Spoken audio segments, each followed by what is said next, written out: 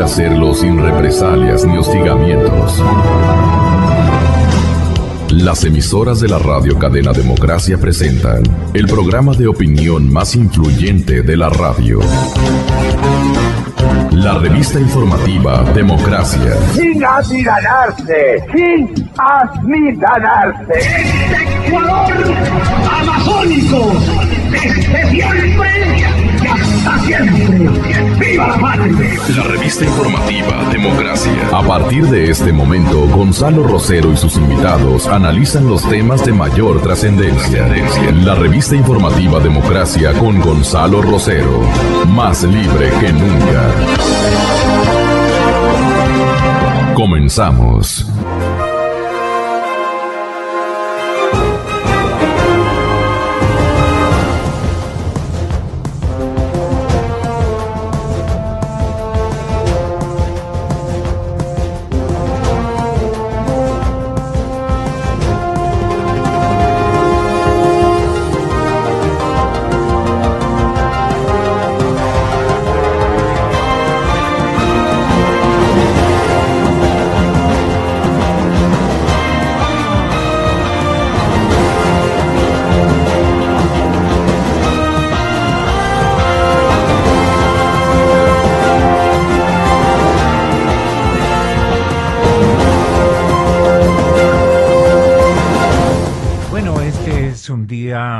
De promoción cívica, es el civismo, es la conciencia cívica de los ecuatorianos la que debe prepararse con un sí, cámbiale de silla, por favor, urgentemente. Desde ayer esa silla está molestando al auditorio. Tenga la gentileza, cambie de silla, señora. Aquí hay unita que le puede quedar excelentemente bien. Mil perdones. Lo que decíamos es, estamos en unas vísperas de elecciones. Tenemos nosotros, señoras y señores, la necesidad de abstenernos, de ejercitar una tarea eminentemente proselitista, pero no nos han quitado el habla. Vamos nosotros con el expresidente del Tribunal Supremo Electoral, actual Consejo Nacional Electoral, a entender la disposición que seguramente ha sido modificada, hoy obviamente al interés de la fecha, por las autoridades actuales, las autoridades electorales actuales, están dándonos lo que ha sido una especie de tradición en el esquema y en el guión que ha orientado los comicios y los eventos electorales de la importancia de una elección presidencial y además de segunda vuelta, una definición muy importante para la colectividad ecuatoriana. El escogitamiento de su futuro a través de las elecciones de segunda vuelta. Como vamos a tener en estos días un poquito de tiempo para leer, estamos nosotros recomendando la lectura del libro El feriado petrolero, de su autor Fernando Villavicencio, que dirige la revista digital Focus. Este feriado petrolero describe lo que ellos dan en llamar como eslogan de la obra, un real despojo que le costó 3,5 millones más, 3,5 veces más sería, millones de dólares, pero aquí está 3,5 veces más que el feriado bancario.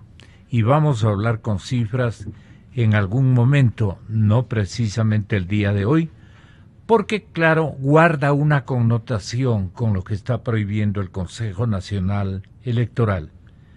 Porque aquí se brillan absolutamente los milagros de los latrocinios que se han cometido en estos últimos años en materia petrolera. Pero de eso no estamos nosotros en condiciones de comentar. Pero recomendamos la lectura de esta obra. Vale la pena. Vamos a tener en estos días unas horas y unos días para poder entretenernos y ajustarnos a realidades que nos permitan, señoras y señores, concretar nuestro voto de conciencia. El expresidente del Tribunal Supremo Electoral, doctor Carlos Aguinaga, está en la línea directa y tendrá la bondad de mencionarnos qué está prohibido por el Consejo Nacional Electoral al tenor de una especie de no costumbre, sino una disposición indispensable, el declarar una especie de vacancia de cualquier género de comentarios que favorezcan o perjudiquen a los actores de esta definición electoral que se desarrollará desde primeras horas de la mañana de este domingo. Me encuentro ya honrado con la presencia de el doctor Rodrigo Tenorio, el embajador Marcelo Fernández de Córdoba, el periodista y escritor señor doctor Jorge Ortiz. Muchas gracias a ustedes por ser los primeros y más importantes invitados a este programa en donde tenemos que limitarnos de alguna manera. Pero tampoco nos pueden, por ejemplo, prohibir de que la conciencia nacional que busca ser orientada tenga la bondad de escucharles en lo que ustedes juzgan significaría o significa un voto de conciencia que es el que más requiere el país para los próximos días y para las próximas horas. Esto lo preguntamos primero porque lo advertimos y es al único que le advertimos. No es un tema libre, no, pero es un tema de coyuntura, es una plática de coyuntura. Yo me animo a ejercitar este tipo de diálogos, señores oyentes, por la calidad y categoría de mis invitados de primera hora en este viernes, último día de marzo del año 2017. Mañana será 1 de abril, mañana sábado, y obviamente el día con el encuentro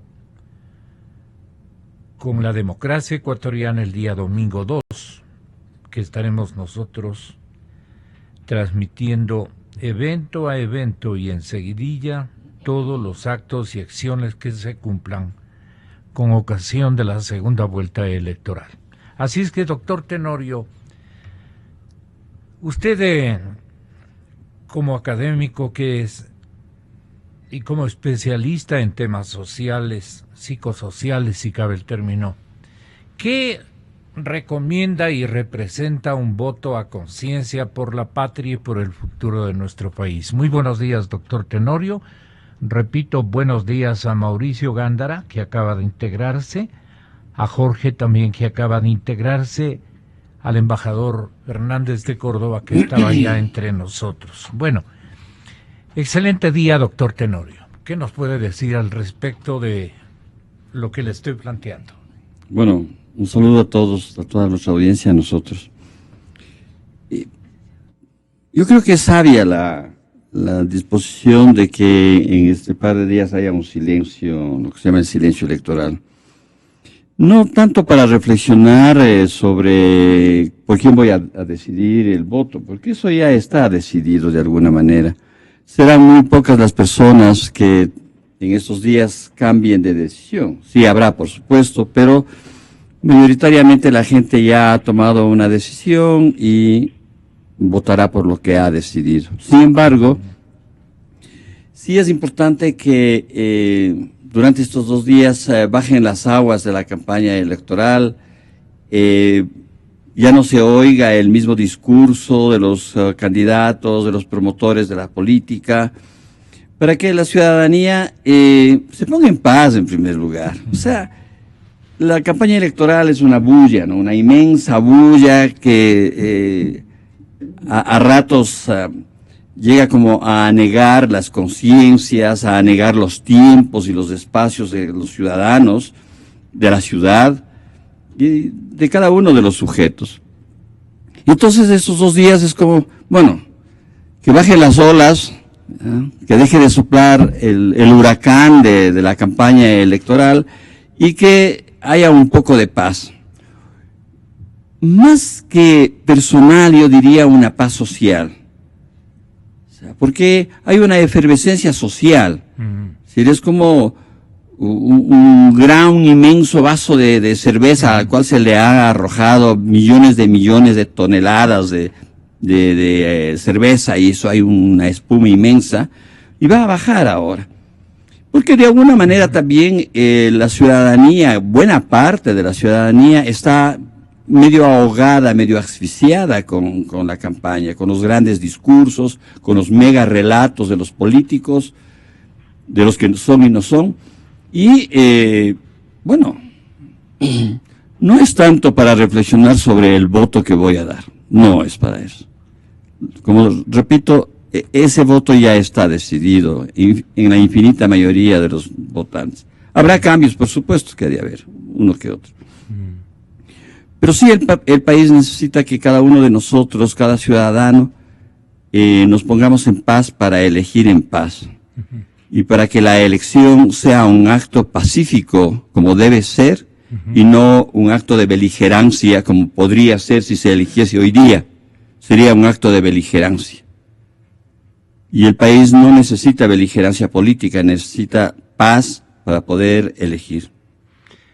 Esa acción de conectarse con lo que la conciencia cívica le dicta a un actor importantísimo en un acto eleccionario de escogitamiento de un nuevo mandatario de la República por un periodo bastante significativo. Con la forma como han venido predominando los entornos políticos, por ponerlo en esos términos, es necesario suplicar a la conciencia o ponerse de acuerdo con la conciencia. ¿Qué conviene más a mi país? Entonces eso no es para comentar, ni es para polemizar, pero sí es para asumir una actitud de responsabilidad a conciencia de lo que vamos a hacer el día domingo. Quizá ese era el objetivo y la meta de mi propuesta. Jorge Ortiz, si eres tan amable, si tiene la conciencia una misión el próximo domingo, una conciencia personal y colectiva, una misión especial de escogitamiento, de reflexión para el próximo domingo.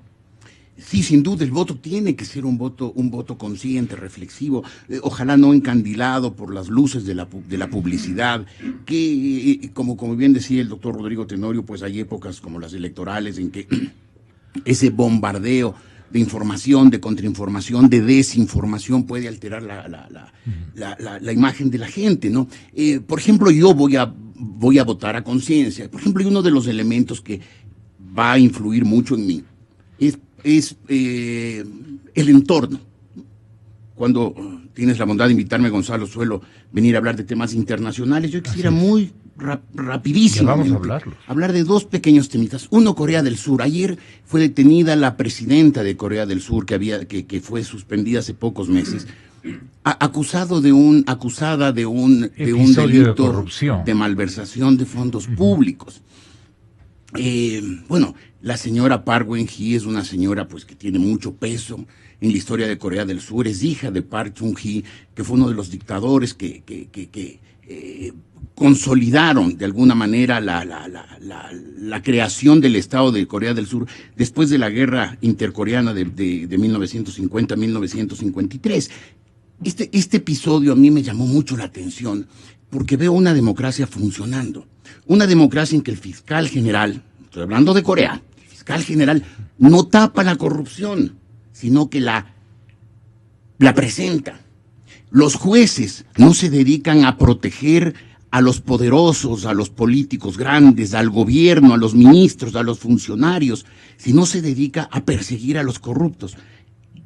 Y me emocionó ver cómo un país todavía joven, Corea del Sur surgió en 1949, al final de la Segunda Guerra Mundial, y ver cómo en ese país hay justicia independiente. No estoy comparando con nadie, pero sí me causa una reflexión interesante ver unos jueces que no protegen a los ladrones cuando son poderosos, sino que los persiguen al extremo de que llega a ser encarcelada la presidencia. Y el segundo hecho que ocurrió también ayer fue la decisión de la Corte Suprema de Justicia de Venezuela, nombrados todos sus miembros a dedo por el chavismo, de privar al poder legislativo de todos sus poderes.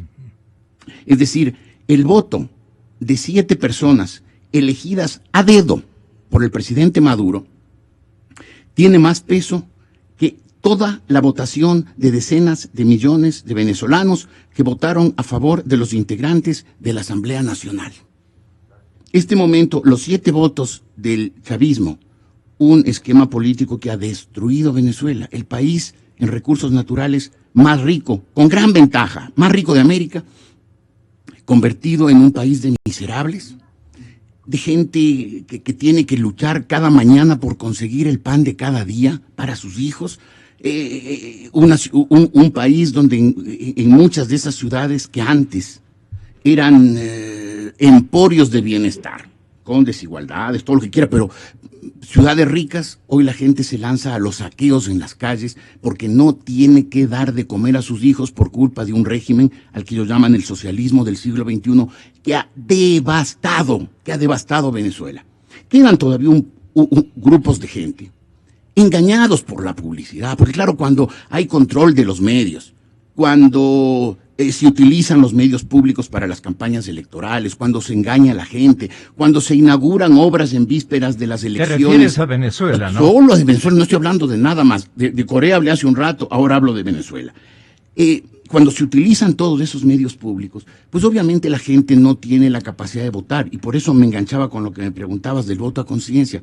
Si los venezolanos, cuando tuvieron la oportunidad de votar y de desembarazarse del socialismo del siglo XXI, hubieran votado caudalosamente por el candidato de la oposición, por Enrique Capriles, y después hubieran defendido valientemente el voto, Venezuela estaría ya hoy en plena recuperación, saliendo del pantano del socialismo del siglo XXI. Lamentablemente, cuando pudieron hacerlo, por diferentes razones, no lo hicieron, y claro, Venezuela hoy se empobrece cada día más. Entonces, los dos hechos de ayer, ver 7 jueces nombrados a dedo por el chavismo, pasándose por encima de la voluntad de todos los millones de venezolanos que votaron a favor de los diputados que hoy tienen mayoría en la Asamblea. Y lo de Corea del Sur, jueces que en vez de proteger, fiscales que en vez de proteger a los poderosos, a los miembros del gobierno, los persiguen, los encausan cuando hay motivo y llegan a meter presa a la presidenta Park. Son dos hechos que a mí me parecen muy importantes y por eso termino por donde empecé con tu pregunta. El voto tiene que ser a conciencia, porque cuando uno se equivoca, paga las consecuencias. El periodista Jorge Ortiz.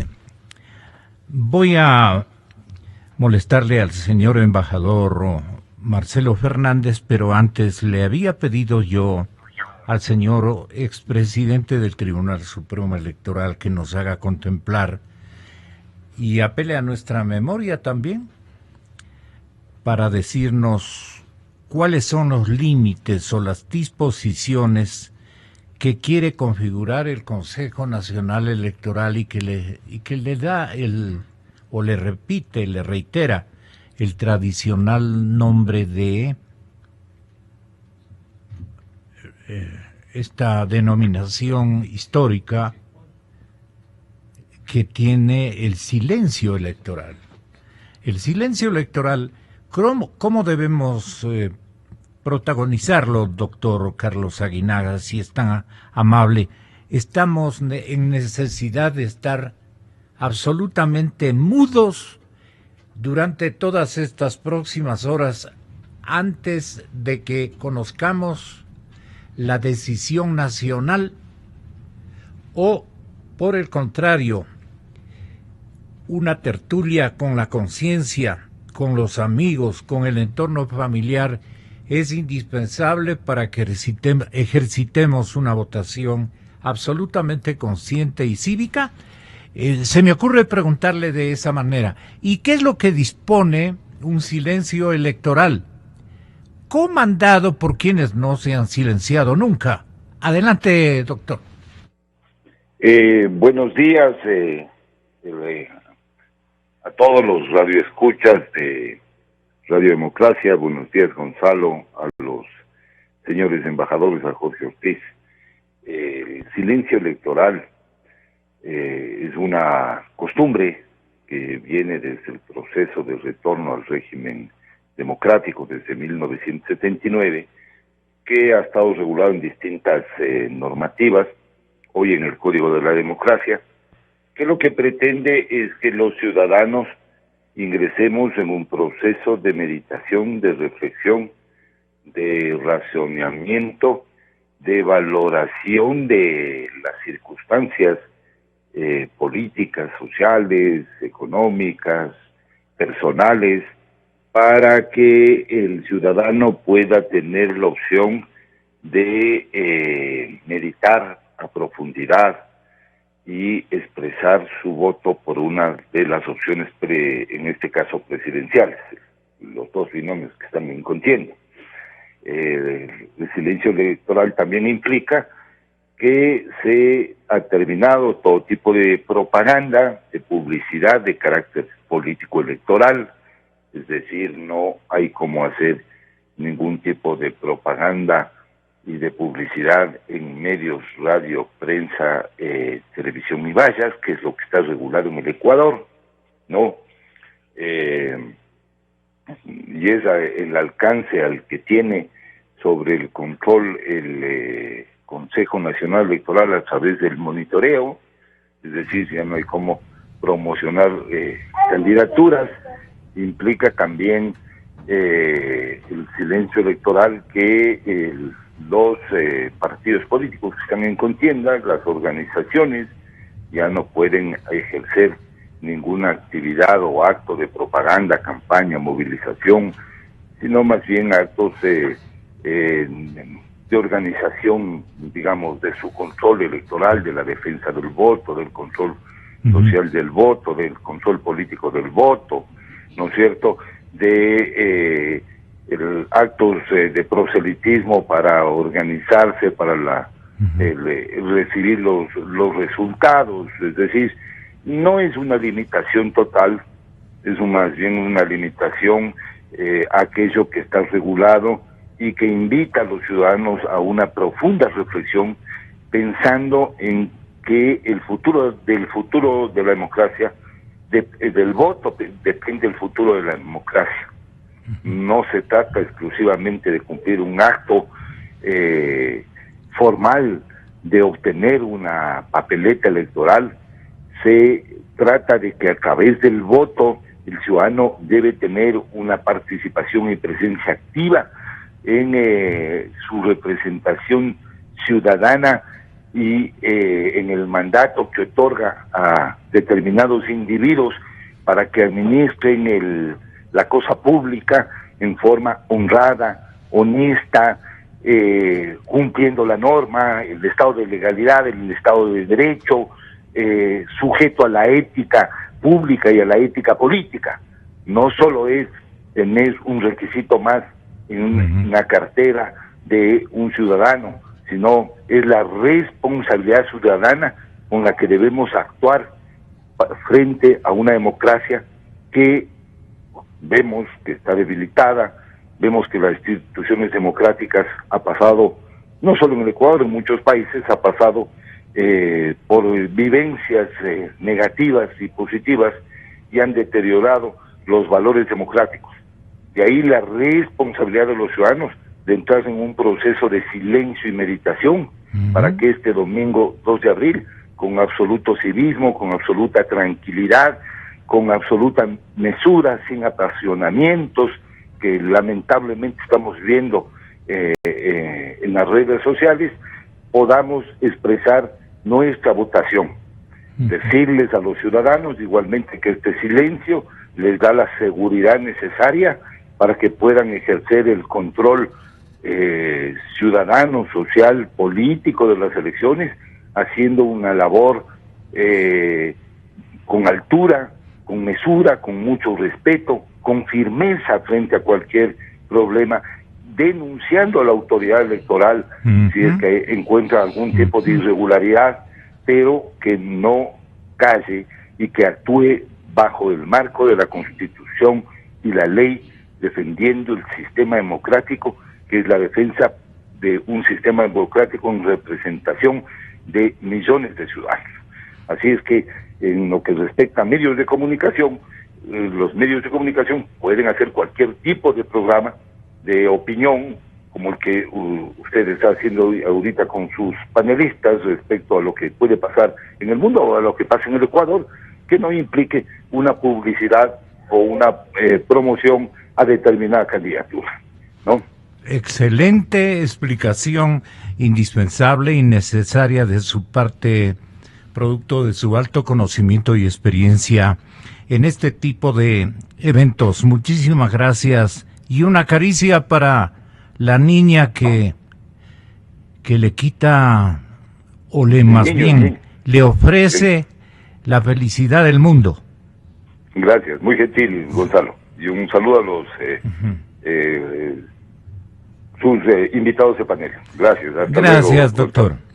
Me estaba refiriendo, con el permiso de ustedes, a una nietecita de este abuelo expresidente del Consejo Nacional Electoral, por la que el hombre muere, ¿no? Y como somos amigos, conocemos de estas tan importantes virtualidades de amor a los propios. Bueno, voy con usted, señor doctor Mauricio Gándara. ¿A usted le recuerda este discurso, esta parte de un discurso de nuestro archivo, de este líder nacional tan afianzado en la historia ecuatoriana por sus virtudes y sus defectos, podríamos decirlo así? Pero su clara inteligencia, el manejo de una estrategia de líder y de mandatario, 5 veces presidente, le hace merecedor a la atención de muchísimas generaciones, por su estilo, su formato, las cosas que encerraba cada palabra, cada expresión, cada pensamiento de un líder al que incluso lo combatimos en épocas muy tempranas en mi caso. Y entonces, pero lo hemos admirado toda una vida. Velasco Ibarra, en un día que se presta para recordarlo, decía en un discurso histórico lo que sigue. ¿Queréis revolución? Hacedla primero dentro de vuestras almas. El amor a la humanidad, el amor a la patria, la constancia, el saber luchar, el saber hacer sacrificios todos los días, sin amilanarse. Yo necesito un poquito más del discurso, no es solamente una referencia de pasaje, no estamos haciendo una producción. Todo lo que tenga del discurso del doctor Velasco, tenga la bondad de transmitirlo. Ahí se acaba. Vamos con otro. Ustedes recuerdan. Es que estaban unidos, le hice yo unidos. Voy a separar. Exactamente. Les ha grabado como una especie de misceláneo, ¿no? Y entonces, que amplíe, porque la gente en un día tan especial como el de ahora quiere escuchar a los líderes históricos de nuestro país. De alguna manera nos encienden el ánimo, nos ponen en vigencia frente a las responsabilidades que como ciudadanos tenemos para con nuestro país en términos de obligaciones cívicas. Y optan estos discursos, estos párrafos, estos recuerdos, estas oratorias que serán vigentes por muchos años más, a inspirarnos y a recordar que no somos parte de un rebaño de ingenuos, sino que tenemos una historia con una cantidad de líderes que han sido verdaderamente eso, líderes de calidad.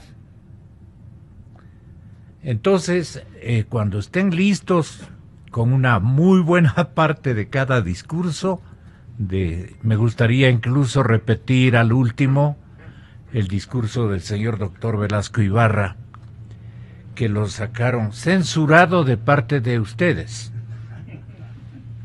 Vamos, señoras y señores, a preguntarle precisamente a quien desde muy joven, muy jovencito, con su venia, señor embajador Fernández de Córdoba, le quiero preguntarle, ¿qué significó la época velasquista para nuestro país?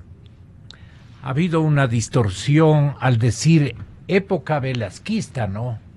Entonces se alinean las personas. Los mayores de la casa recuerdan unos con admiración, con cariño al doctor Velasco. Y han pasado tantos años y tantos hechos nacionales que casi las hazañas persecutorias a veces del expresidente Velasco se quedan como niña de brazos frente a lo que nos ha ocurrido en estos últimos años especialmente, ¿no? Vidas acabadas, profesiones que se han ido al suelo, incluso fortunas bien habidas, que han merecido la animadversión del rey de moda de esta época y han sido colapsadas, han sido, como se podría decir, han sido perjudicadas en lo que han valido como obras humanas dignas de encomio. Y yo tengo un inventario propio, pero como no estamos para esos trotes en este día, simplemente les invitemos a la gente a que, escuchando a Velasco, escuchando a Roldós, escuchando al mismísimo Osvaldo Hurtado en sus discursos de rigor, al mismísimo Abdalá Bucaram Ortiz, cuando su posición como presidente de la República, a esas, decíamos, inexactitudes ha llegado el electorado nacional, a estos desquicios, pero viendo las cosas como se han dado en el inmediato futuro, entonces nos privamos ya de ese género de comentarios. Bueno, ¿cómo le pareció escucharle? Y estaba tratando yo de recordar su comienzo, no quiero decir su viejo comienzo en Carondelet. Usted era muy joven. ¿Cuántos años tenía y por qué circunstancia usted llegó prácticamente a ser una especie de brazo derecho del primer mandatario José María Velasco Ibarra, o estoy exagerando la nota? No, en absoluto. Doctor Mauricio Gándara. Usted me llena de emoción al hacerme escuchar, pero lo que debo decirle es que el doctor Velasco Ibarra vivía para la historia. Él no estaba preocupado de las cosas materiales en absoluto. Por eso es que murió sin dejar nada de bienes materiales. Admirable. Sí, admirable. Y otra de las características de Velasco Ibarra es sin duda que él se interesaba mucho por la juventud. Vea usted que cuando yo le fui a visitar, porque yo era un dirigente universitario, presidente de la Universidad Católica, de cosas por el estilo, me votaron a la central, me dieron el pase forzoso y cosas por el estilo. Entonces me invitaron a participar en la campaña y yo me fui a verle al doctor Velasco Ibarra en Buenos Aires. Me dio una cita de 10 minutos, yo que me había con mi propia plata de recién graduado. 10 minutos me dio de cita en Buenos Aires. Entré y hasta el día de hoy, pues la amistad me retuvo 1 hora y media y durante 3 días me hizo partícipe de su plan de campaña, de su pensamiento, de las reformas constitucionales. Y como yo era un muchacho un poco inquieto, pues yo también le discutí. Hoy día me río cuando me acuerdo de esas cosas. Y al segundo día que me conoció, sí, al día siguiente apenas empezamos la conversación a las 11 de la mañana, porque me llamaba temprano para tener tiempo de conversar antes de la hora de almuerzo. Esas cuestiones, me propuso la diputación por Pichincha, que yo ese instante no le acepté. Perdone, doctor, no le escuché. ¿Cuántos años tenía usted? Tenía yo 26 años, sí. Entonces... Ya era maltoncito, pues. Ya entonces. Maltoncito, claro. Si no hubiera podido entrar porque te hacían falta 25, ¿no es cierto? Sí. Entonces entré y yo no le acepté ese rato porque me sorprendí. Eso es lo que más quería, pero me sorprendí. Dije, ¿de qué manera le propuso? Que recuerde usted. Vea, como conversamos en esa hora y media, me propuso, al entrar, dice, señor doctor Gándara Gallegos, porque así hablaba él, ¿no? Con todas las de ley. Con todas las de ley. Me dijo, yo quisiera que venga al Congreso. Yo me sorprendí tanto que le dije, yo le agradezco, pero estoy muy joven. ¿Ya tiene edad legal? Sí, pero sobre todo no quiero estar en esa larga lista que hay en el Ecuador de todos los aspirantes a ir en sus listas. Y ahí acabó la conversación. Pero en Quito insistió y vine al Congreso. Pero vea... ¿Por qué no tuteaba el doctor Velasco? Perdone por este... No tuteaba. Él sí mantenía la majestad del poder, pues, ¿no es cierto? Pero la majestad no era imponiendo y reclamando. Yo no lo he oído a Velasco Ibarra hablar de la majestad del poder para él. Él la tenía de naturaleza, pues, ¿no es cierto? Y otra cosa que es importante, que muy pocos la conocen, es que el doctor Velasco, el que escucha usted ahí en los discursos, el que le ve usted en las actuaciones y cosas, en su conversación era un hombre con un sentido del humor finísimo, sobre todo de la ironía. Entonces, cuando yo fui secretario de la administración, un año y medio más tarde, la conversación con él era lo más fluida y decía cosas que no puedo ya tanto repetir, porque crearía un problema político, pero sobre los personajes y sobre las cosas. Y vea, sobre la obra pública, porque Velasco es un gran constructor de obras públicas. Así es. Los que crean que el país no existía antes, ¿y dónde está pues la carretera panamericana, no es cierto? ¿Sí? Claro. Todas las obras y todos esos edificios que ahora que han hecho esas cosas, son de Velasco, que creó los fondos, seguido por el doctor Camilo Ponce, otro gran constructor, supuesto, ¿sí? Pero por los fondos que se crearon para la conferencia interamericana, pues, ¿no es cierto? Esos son los que se construyeron en el periodo siguiente del doctor Ponce, que repito, un gran constructor y un gran hombre. Todo esto que vemos aquí del Congreso, del edificio del Seguro, todas esas cosas, ¿no es cierto? Entonces Velasco era la frustrada conferencia de la Organización de Estados Americanos de los 60. Entonces no Velasco promovía a los jóvenes y me habían propuesto varias cosas, ¿no es cierto? Bien. Varias cosas. Pero yo no aceptaba por permanecer en el Congreso, casi me escondía para que no me vayan a llevar a otra parte, hasta que me propuso la la Secretaría ¿Y luego General. los cargos que usted ocupó en Carondelet? Yo solo he estado después como... Secretario de la Claro, Administración. en ese con Velasco Ibarra, el secretario de la Administración. Vea, aunque la gente cree que yo puedo, por haber sido embajador o ministro o diputado, cosas por el estilo, son muchísimos más los cargos que me han ofrecido y que no he aceptado. Pero bueno, esa es la historia. Pero resumiendo, Velasco vivía para la historia. Ninguno tiene la obra intelectual en sus escritos como ahora, cuando veo estas tesis de grado o estas cosas, o este libro copiado de la República Bananera, copiado de Stiglitz y de otros premios Nobel. Es un pensamiento auténtico de Velasco, pues, ¿no es cierto? Y la obra principal intelectual de Velasco es antes de ser presidente, porque la obra intelectual de Velasco es como periodista, como la abrió. Esos artículos en el diario El Comercio, principalmente, son una doctrina de honradez, de patriotismo. Hay que leerle a Velasco en el periodo de la Abrió. Entonces, eso, las obras públicas, la honradez. El otro día después, como somos enemigos reconciliados con el doctor Borja, y un enemigo reconciliado es el mejor amigo, porque ya no se vuelve usted a pelear.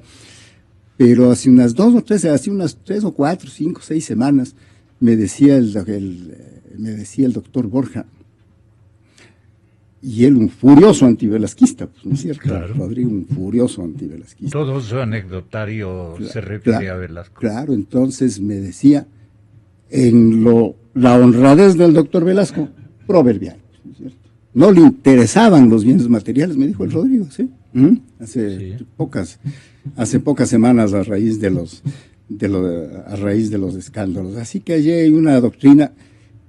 Por supuesto que en un país que estaba en organización, sin fondos, sin cosas por el estilo, existen en Velasco, en su obra política, en su accionar político, cosas que pueden llamarse como contradicción, pero Velasco siempre buscaba eso, la honradez, el servicio, y nunca, otra cosa que podría parecer contradictoria, nunca quiso extenderse en un poder que no haya sido dado por el pueblo, como ocurrió el año 72, ¿sí? El año 72 Velasco dijo, yo me voy cuando termine mi periodo. Antes se frustró por los hechos que conocemos y la dictadura de de Rodríguez Lara. En vigencia estaba su presidencia alcanzada en las urnas. Estaba vigente, digo, claro, su periodo estaba vigente su periodo, pero no quería mancharse con eso. Hizo una madurez como la de ahora en Venezuela. Un poco así fue, ¿no? Entrábamos a la universidad por esos años. Y entonces el doctor Velasco creo que sí cometió un error frente a la institucionalidad democrática al que él no estaba acostumbrado. Él ganaba por una explosión social impresionantemente grande. Y esa vez justamente fue aquella que ganó, sumados todos los candidatos y multiplicados por 3, no lo igualaban. Sí, y creo que ese es en el periodo anterior, en el que estuve yo, es el último, el 68, es en la del año 60, en que sumados el señor Plaza, el doctor Cordero, del Partido Liberal y del Partido Conservador, no llegaban sumados a la votación del doctor Velasco, por la pasión que ponía en sus discursos, y por tener esa vida tan limpia, la honradez. Ustedes estudiaban en lo que antes seguramente llamaban la Academia Diplomática, indispensable y necesaria, quiero entender, para servir al país desde el lado de las relaciones internacionales.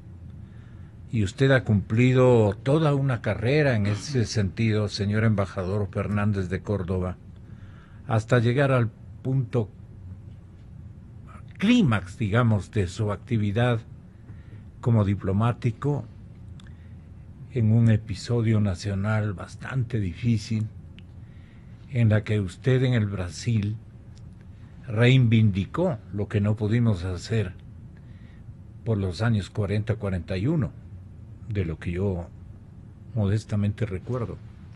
Mis conocimientos no son tan amplios. En cambio que los suyos con los de Jorge, que es hijo de padres diplomáticos, un embajador de carrera, como su señor padre, a quien recuerdo siempre con mucho cariño. Quiero que tenga la bondad de narrarle especialmente a la juventud que cívicamente está pendiente del comicio de este domingo, que va a votar seguramente por primera vez, muchos por segunda o tercera ocasión. Estos jóvenes tienen que saber cómo era nuestra diplomacia y para qué sirvió nuestra diplomacia, porque éramos considerados en el mundo. El mundo no era el ALBA, el mundo no era estos países que se han aglutinado ideológicamente. El mundo era extraordinariamente inmenso y allí nuestros diplomáticos cumplieron tareas muy significativas. Para que usted lo diga, tenga la bondad. Muchísimas gracias. En realidad hay que mirar un poco al pasado, porque evidentemente no nacimos ayer, sino hace varios siglos el Ecuador. Y la diplomacia ecuatoriana también tiene una trayectoria, no de pocos años, sino de décadas y prácticamente desde los inicios de la República.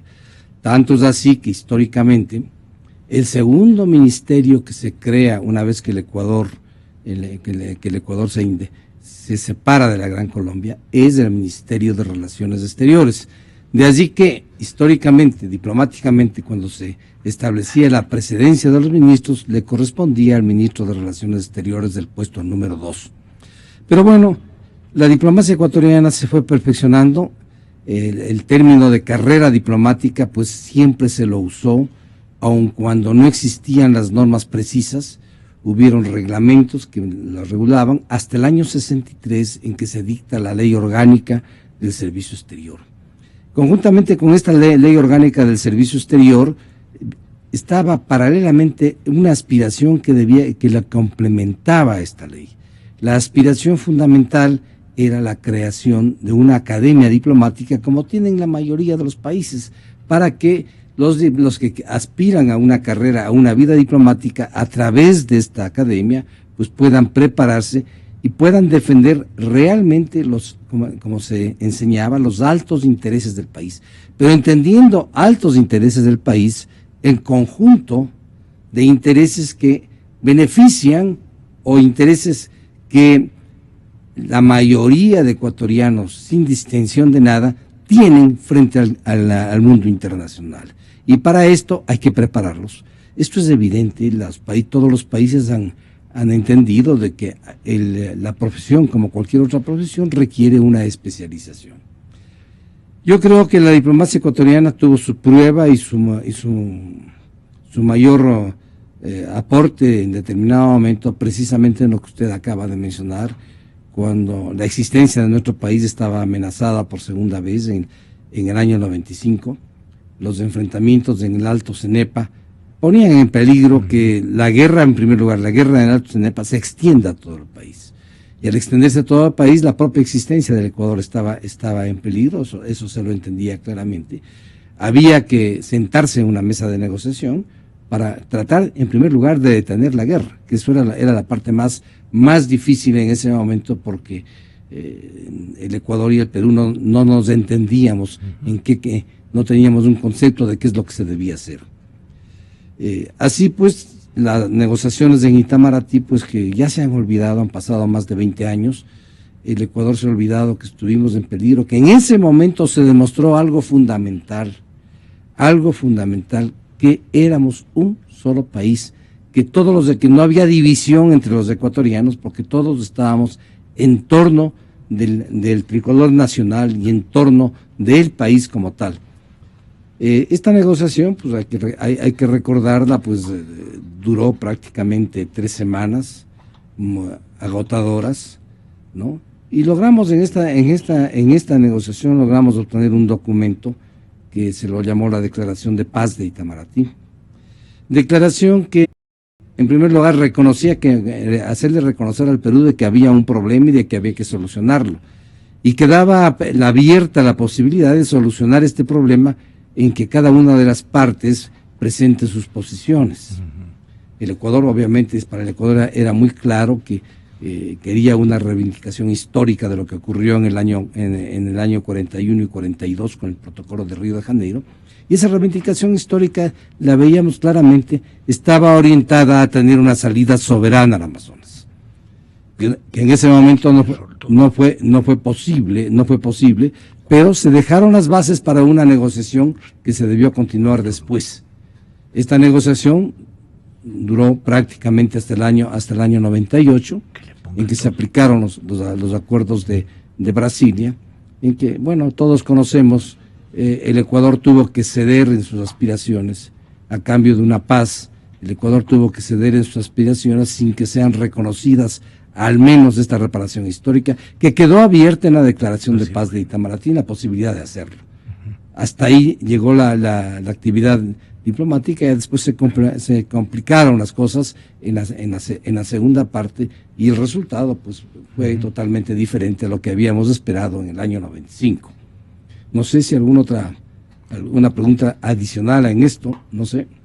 La parte anecdótica que claro hay que mencionar es que el presidente Sixto Durán Ballén tuvo el respaldo de todo el país, dejando a un lado los intereses personales de todos, el respaldo del país para defender a este país que se veía amenazado.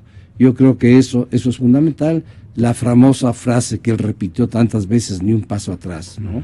Ni un paso atrás. Claro, la historia al final, eso podría ser tema de un análisis diferente, nos llevó a una negociación en la cual esa aspiración, ese sueño que tenían los ecuatorianos de haber estado algún día en el Amazonas quedó truncada, pero eso ya es materia de... El espectro de ni un paso atrás, doctor Rodrigo Tenorio, debe ser recordado fiel y permanentemente por los ecuatorianos. Los jóvenes no alcanzan a arrancar de esa experiencia de nuestro enfrentamiento cuando Sixto Durán Ballén era nuestro jefe de Estado,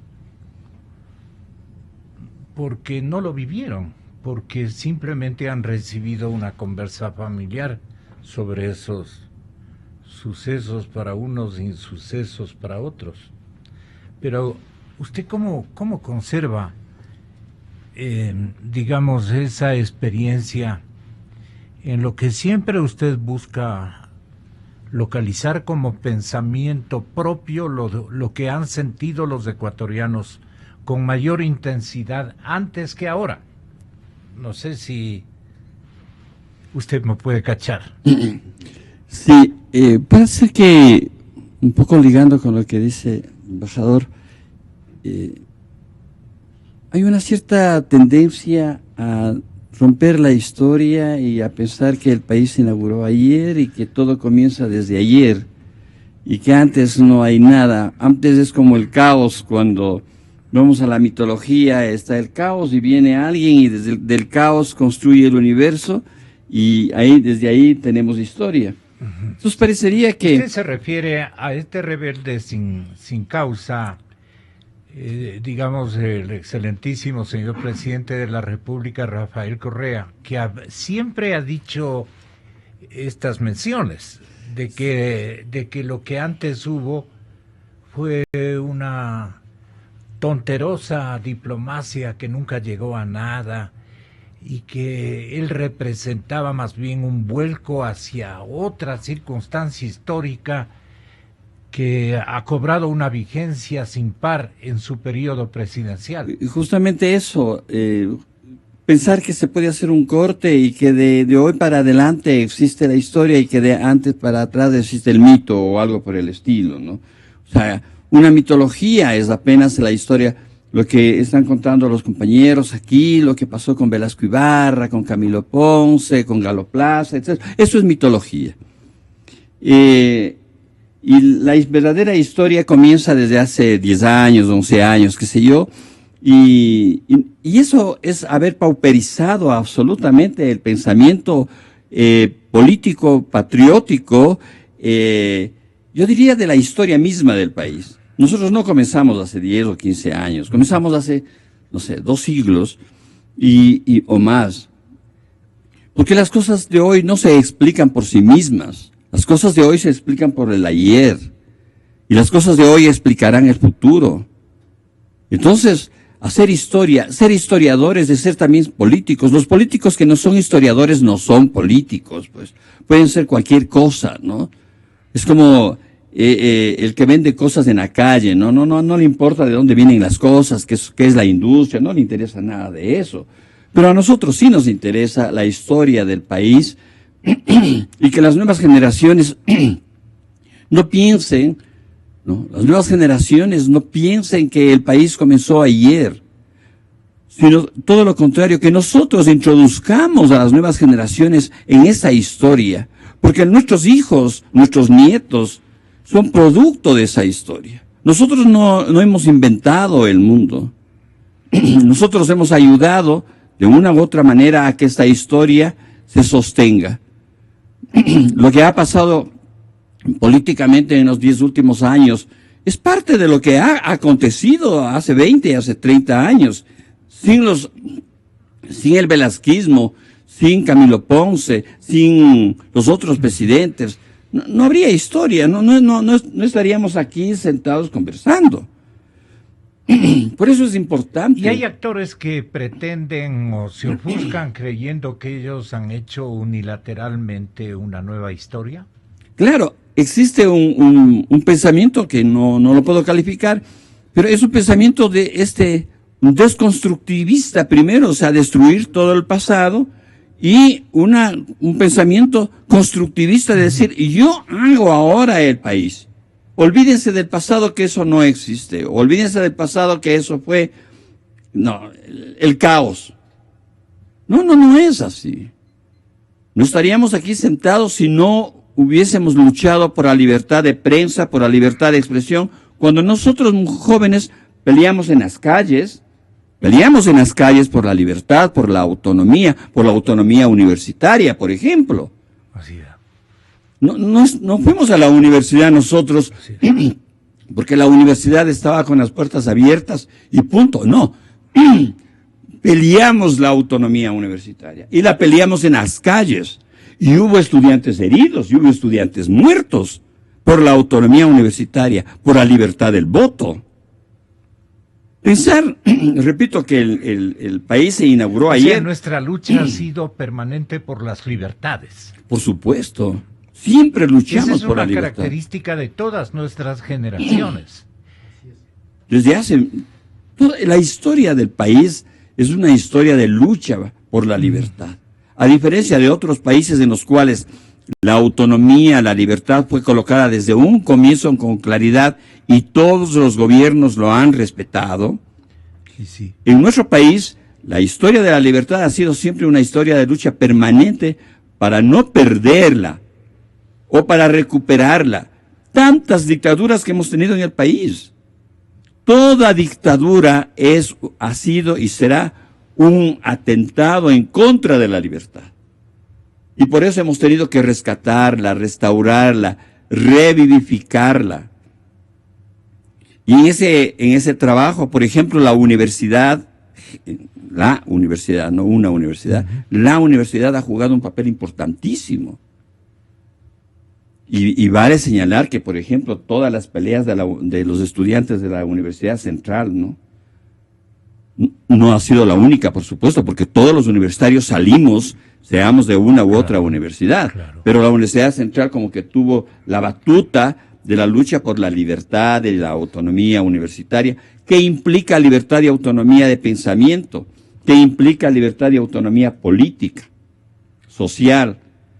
La historia del país no puede cerrarse desde y con un pensamiento político único. No.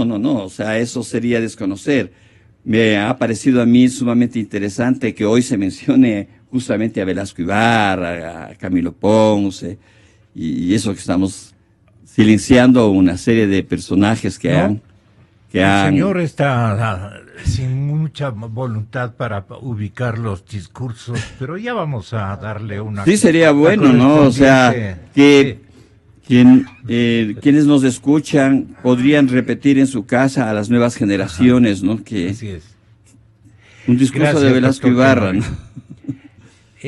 A usted no le conmueve lo de Velasco. Voy a ver si le conmueve el discurso de un líder joven, que los vimos con Jorge Ortiz y recordamos, y hay una fotografía en nuestra galería, los ubicamos como un nuevo dúo que se conocieron, y me consta porque yo fui reportero de grabador en mano durante muchísimos años, en las fuentes propiamente dichas donde encontramos y localizamos las primicias. Somos de una generación que inauguramos las primicias, con Jorge, con Miguel Rivadeneira, con cuántos compañeros, y bueno, cuántos, les recuerdo a todos. Y entonces ahí vimos a Osvaldo Hurtado, que trataba de fundar, o ya había fundado con Gil Barragán Romero unos años antes, un movimiento que se llamaba, el nombre del partido que luego adquirió. Democracia Cristiana, exactamente, que era un partido regional o mundial prácticamente, porque ya estaba en Europa. Bueno, el asunto es que le pegó lente el doctor Hurtado a este líder joven, que a fuerza de las circunstancias históricas, ojalá nos ubiques como buen escritor y extraordinaria memoria histórica que tienes, Jorge, le ubicó, obviamente lo encontró en su familia, porque años antes se había casado con una sobrina, el gran líder que le entrevistamos, contigo, con Diego Kendo, con Benjamín Ortiz, con Patricio Quevedo, a quien le recuerdo con mucho cariño, gran periodista. Le entrevistamos en la Radio Quito. Organicé yo esa entrevista y éramos realmente muy jóvenes y nos atrevimos a entrevistarle a Saad Bucarán, que en ese tiempo era el líder populista más significativo que ustedes no tienen idea. Y le chamuscamos. Le chamuscamos porque ahí comenzó un declive medio significativo para... Ahí nacía la figura política de este gran ecuatoriano al que he querido tanto. Me honró con su amistad, yo con mucha consideración y afecto. Allá nos separábamos un poco ideológicamente, una mezcla de populismo y de partido de izquierda nuevo, el que construían o construyeron entre Roldós y Hurtado y Roldós. Ya le vi yo al doctor Hurtado dándose las vueltas con el expresidente, ambos expresidentes, ¿no? Con el expresidente y desaparecido líder, el doctor Roldós, el abogado Roldós, y le persiguió por los corrillos legislativos, encargados que fueron de redactar una tercera instancia, aparte de una constitución, la antigua, revisar la antigua, y la otra que era una nueva, que conducía esa comisión el papá de Juan Cueva, el doctor Carlitos Cueva Tamariz, gran ciudadano. Mira, tantas cosas que algún rato ustedes deben escribir, son dueños de ese dominio, y nosotros también haremos nuestras correspondientes memorias. Pero bueno, allí formaron el binomio, pero con el ojo estratégico de don Bucaram, pues.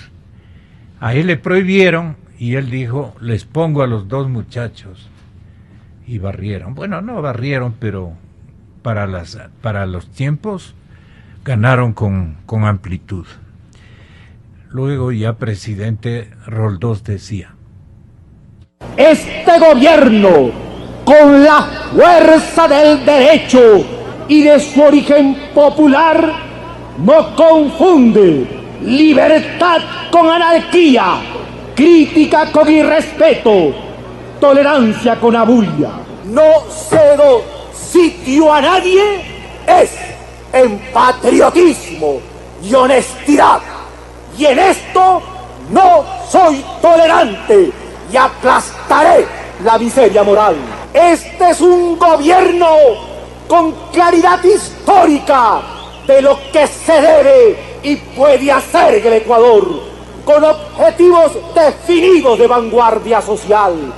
Este no es un gobierno de extremistas, este no es un gobierno reaccionario ni represivo, este es un gobierno que representa al hombre y lo considera destinatario de su gestión.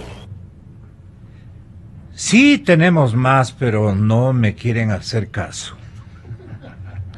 Sí tenemos más. Hay una parte que me gustaría, porque es congruente. Esto pongo de adrede para el escritor Jorge Ortiz, que también lo hace, para que nos haga un libro sobre estos expresidentes. Miren, cuando Osvaldo Hurtado le confesaba al pueblo ecuatoriano que Roldós había muerto. El presidente constitucional de los ecuatorianos, abogado Jaime Roldós Aguilera, ha muerto. Esta tragedia, tan dolorosa para todos los ecuatorianos, debe llevarnos a unirnos aún más en torno a los ideales de democracia. Tenemos la obligación de continuar su ejemplo. Consagremos su memoria defendiendo las instituciones republicanas y redoblando nuestros esfuerzos por constituir en el Ecuador una sociedad justa, humana, solidaria, libre y progresista. ¿Qué época estábamos transitando en el mundo y qué expectativas habíamos generado? Les pregunto ahora sí a los dos. Jorge Ortiz desde el periodismo y usted que recuerde desde la diplomacia, embajador. Voy contigo, Jorgito. En la época de En esta época a la que se hubo una expectativa internacional gigantesca con este binomio en el poder. Eran jóvenes. A ver, era una época de mucha transición en el mundo. Estábamos en plena Guerra Fría, ¿no? Los finales de los años 90 y comienzos de los años 80, la Guerra Fría había llegado o estaba llegando a los momentos decisivos. Había empezado en diciembre de 1949, cuando la Unión Soviética tuvo su bomba atómica y China hizo la revolución socialista de Mao Zedong. Y después, a lo largo de las 3 siguientes décadas, el enconamiento, más que entre los Estados Unidos y la Unión Soviética, entre el régimen capitalista democrático representado por Occidente y el régimen socialista autoritario representado por el bloque oriental, había llegado a puntos de conflicto, digamos, terminal. A lo largo de la década de los 70, hubo una serie de conflictos en todas partes del mundo, incluso en América Latina. Hubo golpes de Estado, por ejemplo, el del año 1973 en Chile, que fue claramente apoyado por la CIA, por los Estados Unidos, mientras que el régimen cubano, que era un régimen que hostigaba a los Estados Unidos, era claramente auspiciado y financiado por la Unión Soviética. Es decir, la Guerra Fría se vivía en cada rincón del mundo. En 1979, cuando llegaron aquí al poder el presidente Roldós y el vicepresidente Hurtado, Era el año en que ocurrió un hecho capital para los sucesos posteriores del mundo. En 1979 la Unión Soviética invadió Afganistán tratando de imponer el socialismo. Tuvo una guerra de desgaste en Afganistán durante 10 años. En 1979, cuando salió de Afganistán derrotado, humillado, el régimen socialista estaba caído en el mundo. En 1989 terminó el muro de Berlín. En América Latina, como prácticamente en todos los lugares del mundo, especialmente los países del tercer mundo, Asia, África, América Latina, la Guerra Fría se libraba en cada espacio, en cada elección estaba en juego intereses de una u otra potencia, potencias grandes, hegemónicas, que además no solamente eran los viejos imperios de los que ha tenido la humanidad a lo largo de sus 5.000 años de historia, digamos, cercana, conocida, sino que además eran dos imperios que eran incompatibles y que por el avance del mundo tenían vocación de mundialización. La Unión Soviética y los Estados Unidos, a diferencia de lo que podía pasar antes con el Imperio Británico, o antes con el Imperio Romano, con el Imperio Bizantino, con el Imperio Asirio, no tenían capacidad ellos de ser imperios mundiales. La Unión Soviética y los Estados Unidos, sí. Cuando llegaron al poder Roldós y Hurtado, América Latina era también un escenario de una confrontación. Y claro, el discurso del presidente Roldós era básicamente un discurso de tercera vía. Era un discurso ni vamos a estar vinculados y ser dependientes y obedientes de los Estados Unidos, ni nos vamos a alinear con la potencia socialista, la Unión Soviética, que ya se la veía fracturar, porque este año, en octubre, noviembre de este año, el socialismo va a cumplir 100 años desde la Revolución Soviética desde el año 1917. Pero tomando en cuenta este socialismo disfrazado. Todos, el que veas, todos los regímenes socialistas, todos han fracasado. El socialismo tiene un siglo de fracaso en el mundo, un siglo que se cumple ahora Cuando hablo del socialismo, no hablo de la socialdemocracia de Suecia, de los países nórdicos, de Alemania, que eso es otra cosa, es un régimen capitalista. En Europa, Rodrigo Borja. Exacto, o sea, estoy hablando del socialismo real, de todos estos sistemas concentradores del poder, no hace falta entrar a sus características, que llevan un siglo de fracaso en el mundo, al extremo de que los países han ido liberándose de esto. Y quiero terminar mi intervención, Gonzalo, con esto de liberándose, ¿no? En mi primera intervención yo mencionaba el caso de Venezuela. Cuando Venezuela tuvo la ocasión en la elección anterior de liberarse de un régimen opresivo y represivo, lamentablemente no lo hizo. O la gente no entendió la gravedad del problema, o la gente después no supo defender su voto, y el socialismo del siglo XXI, el señor Maduro, se prolongaron y han hundido a Venezuela hasta los límites deplorables, terribles, trágicos que lo vemos hoy. Otros países cercanos nuestros, por ejemplo la Argentina, al que hoy hay una campaña internacional de descrédito manejado por los viejos comunistas de siempre, pero la Argentina sí, en la elección de diciembre del año 15 se liberó de ese régimen que le estaba empobreciendo a la Argentina, otro como Venezuela, de los países más ricos del continente.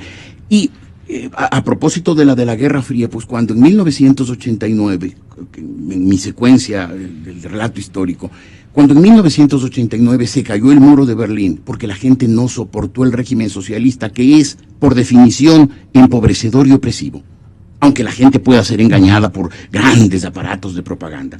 Cuando en 1989 ocurrió, los países se encontraron con la posibilidad de o liberarse o no liberarse.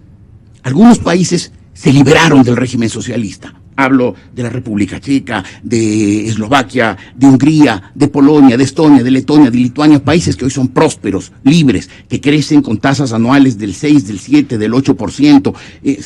Se habla, por ejemplo, de los tigres bálticos, ¿no? Estos países que están creciendo en grandes tasas de interés, y la gente vuelve a ser libre, vuelve a tener sus derechos, sus libertades, sus garantías, vuelve a haber prensa independiente.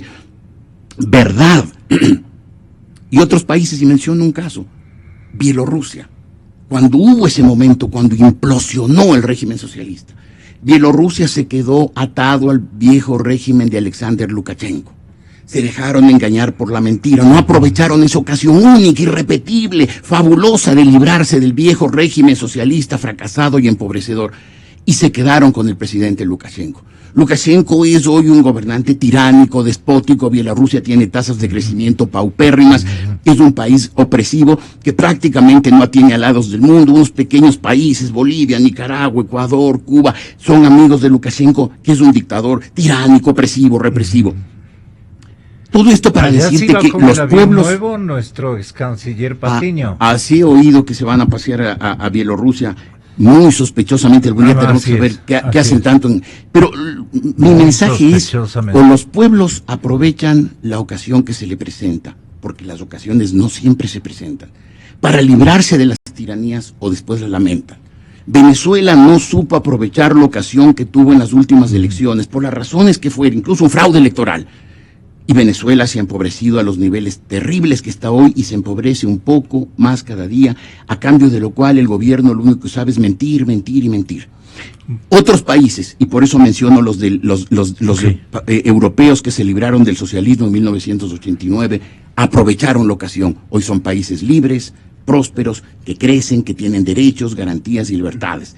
Entonces, el mensaje es, o aprovechas la ocasión que tienes para liberarte de las cadenas, para sacarte de encima estos aparatos represivos, mentirosos, de propaganda, con líderes populistas, tormentosos, falsos, acaparadores del poder, o te libras de eso, o estás condenado a la pobreza, a la miseria, como está ocurriendo hoy a Venezuela, que debe ser el espejo en el que podemos y debemos mirarnos.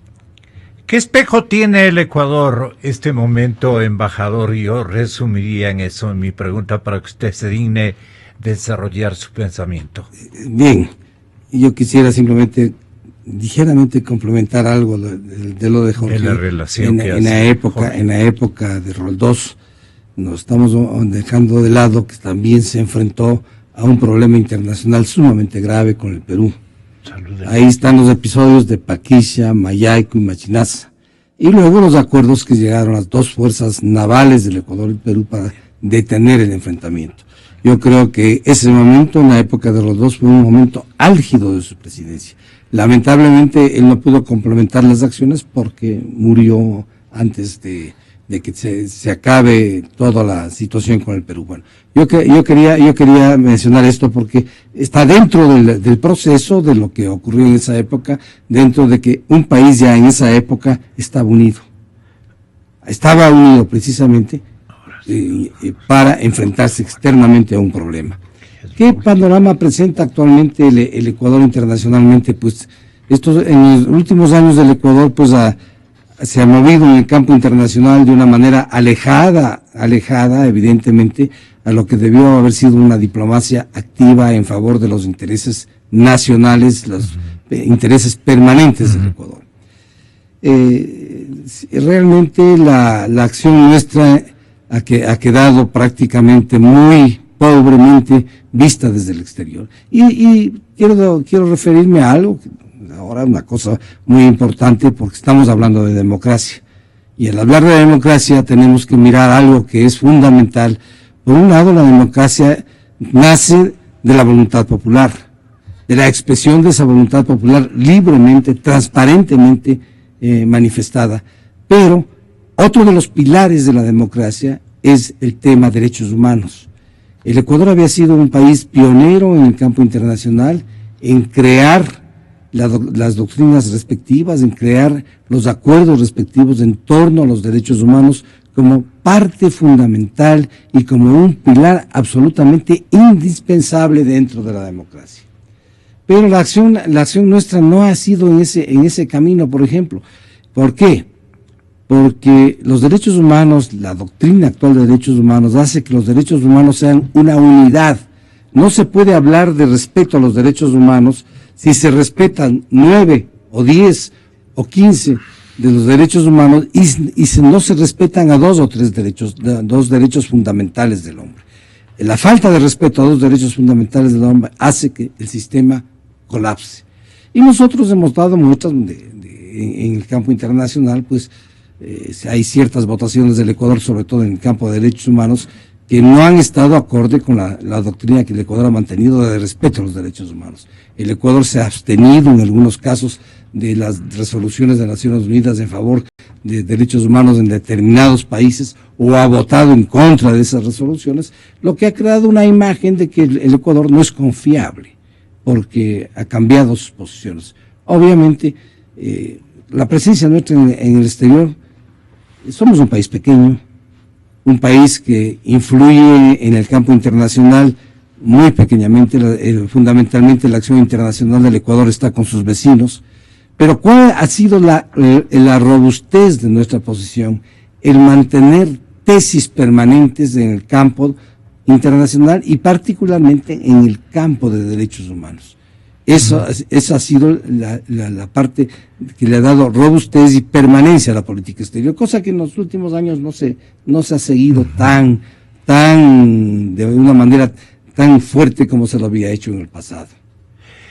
La derecha política así genérica como suena, resucitó con León Febres Cordero y también cumplió con un papel más o menos significativo el señor doctor o economista Alberto Dajic. El ingeniero Febres Cordero era también poseedor de un discurso de ataque muy fuerte, discurso populista también, y el que le enfrentó fue el doctor Rodrigo Borja. Ahí sí la socialdemocracia, de la que teníamos unas expectativas impresionantemente grandes, y logró hacer crecer un árbol color naranja.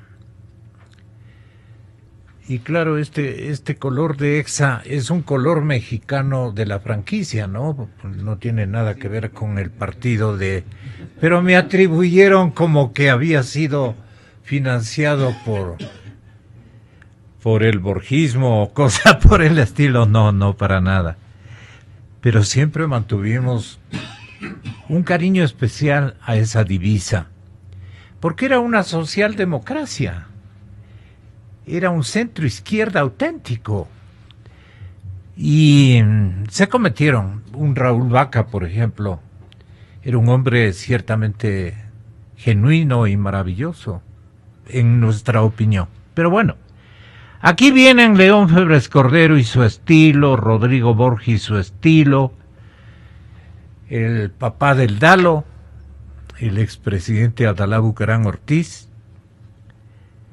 que sé que nos escucha en el Istmo a esta hora de la mañana, y claro, le saludamos al expresidente, y comparece la historia ecuatoriana Yamil Maguad.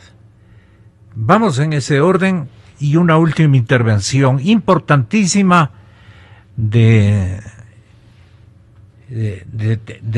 también, sí, así es.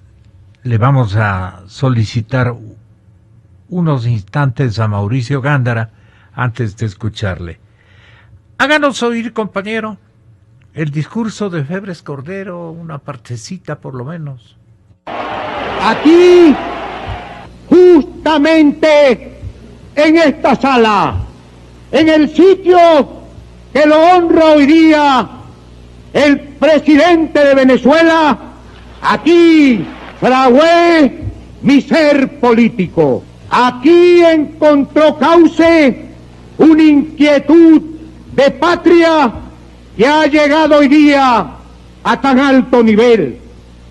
Aquí, justamente aquí, señalé sin temor ni favor los errores del gobernante. Soy, pues, producto del libre juego de la democracia.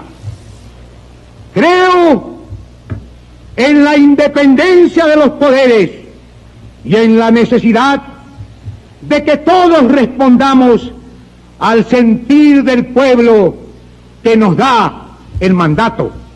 En este recinto cobra vida la democracia que nace de la legítima expresión popular, se hace realidad dinámica, se agita y se concreta.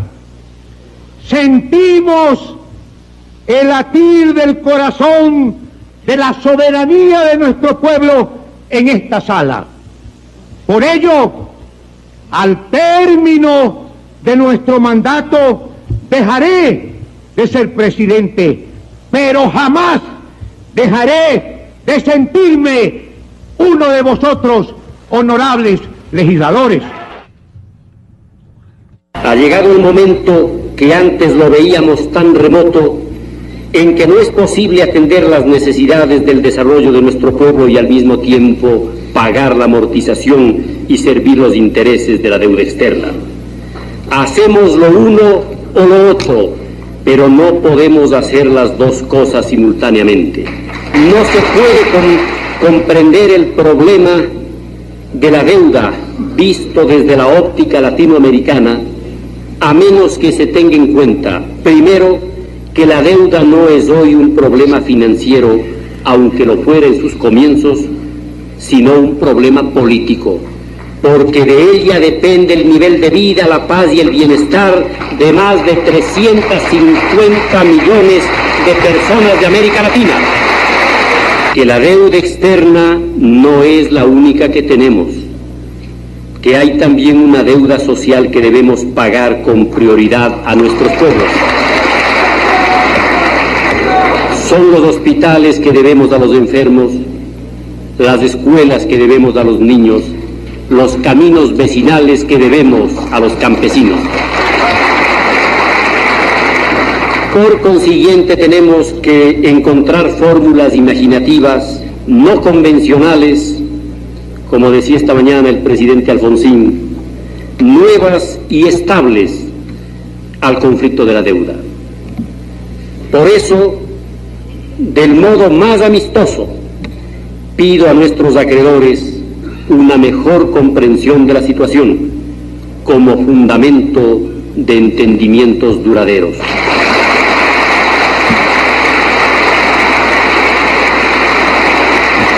Despolitizaremos a toda la función judicial, la que a pesar de tener hombres ilustres, como un hombre de bien como el señor presidente de la Corte Suprema de Justicia, sin embargo, hay que reconocer que muchos palacios de justicia ya no son palacios de justicia, sino los palacios de la moneda.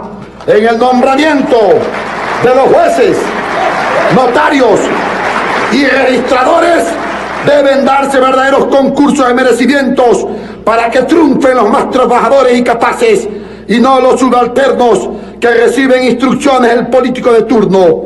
Convocaremos a la moralización del Congreso Nacional. Los diputados de la República podrán preocuparse por sus provincias, pero no aceptaremos presiones burocráticas ni trámites vergonzosos de partidas presupuestarias. Trabajaremos hasta el límite de nuestras posibilidades para vivir en paz, dentro y fuera del Ecuador. Para la paz interna, trabajaremos combatiendo por igual a la pobreza y a la delincuencia. Pero la paz no es un acto, la paz es un proceso. Requiere de apertura, de capacidad de diálogo, de mutua comprensión de dificultades y problemas, de búsqueda de fórmulas viables que sean reconocidas y aceptadas por los gobernantes y sus pueblos. La paz es un nuevo esquema para manejar nuestras diferencias. Es un nuevo modo de lidiar con nuestros problemas. El presidente Andrés Pastrana decía al asumir su mando el viernes anterior: sin paz no hay pan.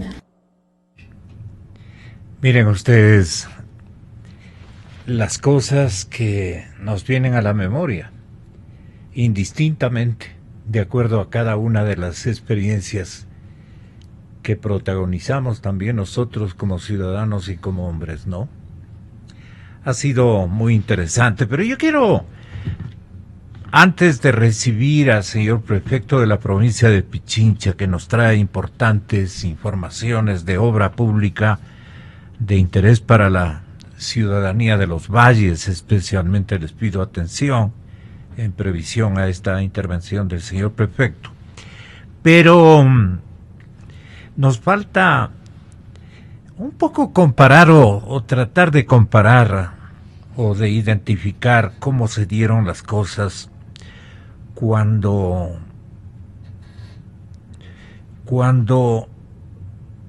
el presidente Roldós y el presidente Hurtado estaban aprendiendo los secretos de la política electoralista y empujaron un binomio que les dio un éxito, pero que lamentablemente se desdibujó y igualmente se polarizó en un momento dado. No habían enormes coincidencias como nos ponderaron de comienzo en materia ideológica. Lo propio ocurrió con otro binomio que se hizo aquí. El binomio Acosta-Correa o Correa-Acosta. Yo quiero preguntarle a usted, señor doctor Mauricio Gándara, quiero preguntarle qué parecido o qué alta diferenciación usted establece entre los periplos de mandatarios de estos dos prácticamente compañeros que se asociaron a la final, dos pares de compañeros que se asociaron en una parte de nuestra historia. Me vale repetir, Hurtado, que buscó amistad con Roldós, y eso me consta, que se fusionaron bajo el auspicio y patrocinio de un gran líder que inequívocamente es uno de los grandes líderes populares, igual que Velasco, el señor Bucarán. Me refiero al tío, a don Assad. Y el último, ¿no? El último intento de un populismo moderno que instauraron o buscaron instaurar Alberto Acosta y Rafael Correa, y que realmente el segundo le traicionó al primero, el otro dice que le traicionó el primero al segundo, no sé. Los ojos de los periodistas son los más objetivos, y a mí me ha gustado siempre la objetividad y la verdad, decir las cosas y sentenciarlas como deben ser. Yo he tenido estos últimos años, esta década, un protagonismo informativo, cierto es, muy importante, pero me he corrido los riesgos más grandes y graves de la historia de mi vida. No importa.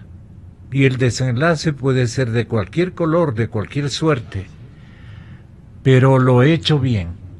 Me siento satisfecho. Estaré hasta el último. Ojalá logre mis objetivos. Por el país, por la gente, por el país grande, no por el país cercenado, no por las ideologías engañosas, no por los comportamientos y las raterías que se han cometido lastimosamente en estos tiempos donde hemos sido periodistas. Casi nos estamos despidiendo de una etapa bien complicada para nosotros. Reivindico mi tarea con la mayor humildad, pero nos hemos jugado absolutamente todo y pensamos jugarnos hasta el último. Qué bien. Usted tiene la palabra, doctor Gándara, para que compare estos dos binomios. ¿Por qué fracasaron ambos? Vea, don Gonzalo, primero quiero decir pues que si no hubiese la radiodemocracia no tendríamos dónde expresar, o muy pocos sitios donde expresar las cosas como las vemos, como las sentimos, ¿no es cierto? Y ese es mérito suyo y de todo este equipo maravilloso que le acompañe. Entremos entonces en la materia que usted en lo que yo he podido ver, y ustedes todavía más como periodistas tal vez, dato de la derecha, del velasquismo, de las fuerzas para enfrentar a Bucaram. Surgió la candidatura que lanzó el Partido Conservador de Carlos Arízaga Vega, y entonces Camilo Ponce, que había aceptado enfrentar a Bucaram, dijo: no podemos presentarnos con dos candidatos de derecha. Por eso no siguió el proceso democrático, y de eso tomó ventaja el general Rodríguez Lara, ¿sí? Esa es la primera parte. Luego, en relación al mismo Bucaram, se les ocurrió impedirle por la Ley de Seguridad Nacional, me parece que se llama esas cuestiones, diciéndole que debía ser, creo que hijo de padre y madre ecuatorianos, alguna cosa, y trataron de impedirlo. Entonces, estaba latente esto en el Ecuador. Y Asad Bucaram, que quería que sea Raúl Clemente Huerta su candidato, y que Jaime Roldós, mi compañero en el Congreso y mi amigo, quería pues ser alcalde de Guayaquil. Esos eran los planes. Esos eran los planes de don Asad. Y quería don Asad Bucaram que el doctor Huerta le aceptara como binomio a Osvaldo Hurtado, que me perdone Osvaldo si es que estoy diciendo alguna cosa en la que él no esté de acuerdo, pero así es como lo entendíamos y lo sabíamos en ese momento. Entonces, cuando se mantiene y la candidatura de Huerta, Raúl Clemente, se frustra por su pelea con Pancho, nuestro amigo también, ¿no es cierto? Pancho Huerta, esas cuestiones. Entonces sale, por su sobrino, claro, sale entonces de esta división y sale a última hora la candidatura del tío de Raúl Clemente, esas cuestiones. Y eso fracasa, pero en el país se estaba gestando una reacción. Se estaba gestando una reacción contra todo eso. Y este gran orador que era Jaime Roldós, como lo podemos apreciar, estuvo a la altura del reto. Y vino una reacción contra los viejos, contra Sixto y contra Raúl Clemente. Así fue. Y en los últimos minutos, porque tanto Sixto mantenía un 21% y Raúl Clemente un 20% hasta el último día que se cerraron las elecciones, en una línea horizontal, y Jaime Roldós en el 10% allá abajo, cuando vino este movimiento de reacción contra los viejos, las estructuras partidistas, etcétera. Era la partidocracia reclamada, ¿no? Y con esa participación de Jaime Roldós, acompañado de Osvaldo Hurtado, los dos extremadamente inteligentes y cosas por el estilo, esas cuestiones, provocaron esta reacción en favor de la juventud. Y en los últimos días, cuando ya se habían cerrado las encuestas, creo que eran 15 días de que se pedía, o 10, creo que es 15, que se prohibía publicar las encuestas, en ese momento empezó a crecer. Yo me acuerdo que me dijo nuestro amigo Luis Eladio Proaño, que me llamó al teléfono y me dice: Mauricio, está creciendo la candidatura de Roldós Hurtado en una proporción muy alta. No sé si les alcanza el tiempo, no solo que les alcanzó, sino que llegaron al 24%, pasando a los dos considerados los viejos, como lo eran por asuntos de esa edad. Allí surge la candidatura y lo que ya conocemos todos. Vea, también decía yo que todo esto nace de las circunstancias que está viviendo el país. Había una necesidad de cambio que se manifestó en la lucha que la conocemos como la de los forajidos. Y el país reclamaba un cambio no a las estructuras en cuanto económicas o cosas por el estilo, sino un cambio político, ¿no es cierto? De nuevo venía lo del cambio político para luchar contra lo que se llamaba la partidocracia. Yo le propuse al presidente Palacio una asamblea constituyente, pero él la evitó, aunque después hizo alguna mención. Pero todas estas fuerzas contenidas allí surgió la candidatura de este joven que es hoy el presidente de la República. Y el presidente Palacios, tal vez lo he contado alguna vez y lo voy a contar parcialmente, me consultó, yo era el ministro de Gobierno, y al día siguiente, 1 o 2 días más tarde, me preguntó, ¿qué te parecen? He pensado para ministro de Economía, o Finanzas, Economía se le llaman esas cuestiones, en Alberto Acosta, que es el nombre que él me mencionó primero, y Rafael Correa. Yo le dije, si le nombras a Alberto Acosta, que ha escrito tantos libros contra la deuda externa, contra la banca, al día siguiente tienes pánico bancario en el Ecuador. ¿Sí? En cambio, digo, este otro muchacho que me ha venido a visitar hace 1 mes y algo antes de la caída de Lucio Gutiérrez.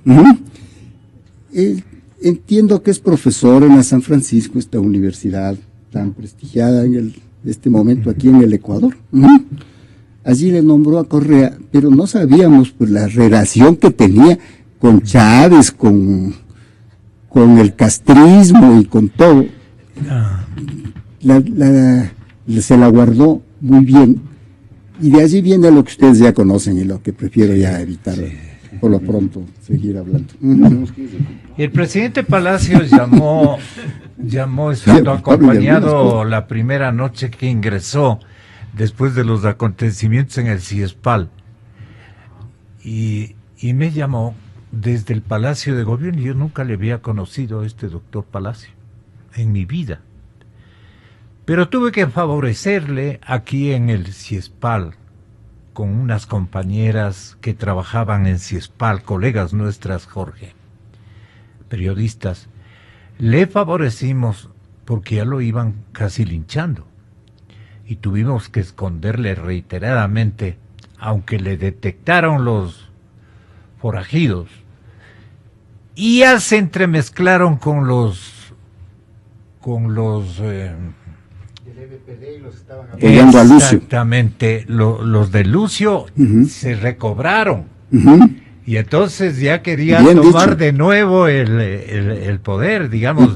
Perdóname, y casi me arrastran a mí también. A mí también. Porque los dos únicos arrastrados éramos Palacio y yo, por separado. A una casa contigua al CIESPAL tuve que botarme de una pared bastante alta, con un señor que nunca más le volví a ver, pues no, pero que me auxilió de alguna manera también a mí, y yo le auxilié a él. Ahí nos ayudamos, y sale la dueña de casa, que hasta ahora le saludo con mucho respeto, y le hacerle entender de que no éramos ladrones, chuas, no. ¿Qué tiempos aquellos del periodismo libre, ¿no? Cuando los periodistas informábamos con libertad, cuando podíamos opinar sin miedo, cuando no había persecución, cuando no se usaba el poder para acanallarnos, para acusarnos de todo lo que nunca jamás pudieron probar. Y cuando era una voz crítica en la sociedad, voces críticas que hoy se extrañan tanto, porque la falta de voces críticas ha permitido toda una política de engaño durante tantos años. Qué lindos eran los tiempos. Creo que aquí se acaba nuestro espacio, así es que muchas gracias por la invitación, Gonzalo, y felicitaciones por todo lo que has dicho estos años. Gonzalo, a Radio Democracia. Tú has creado un espacio de libertad que en medio de esta época de obscuridad, de obscurantismo, ha brillado con luz propia. Esto te lo reconocerá la historia, y también la historia se acordará, la verdadera historia, no de los historiadores pagados. Jorge, recordará también a quienes han sido culpables de esta persecución a la prensa, que es perseguir a los ciudadanos que han sido privados del derecho de informarse libremente. Gracias, Gonzalo, gracias por haberme... Gracias, Gonzalo. Gracias a ustedes, caballeros. Estamos buscando, como siempre, la verdad.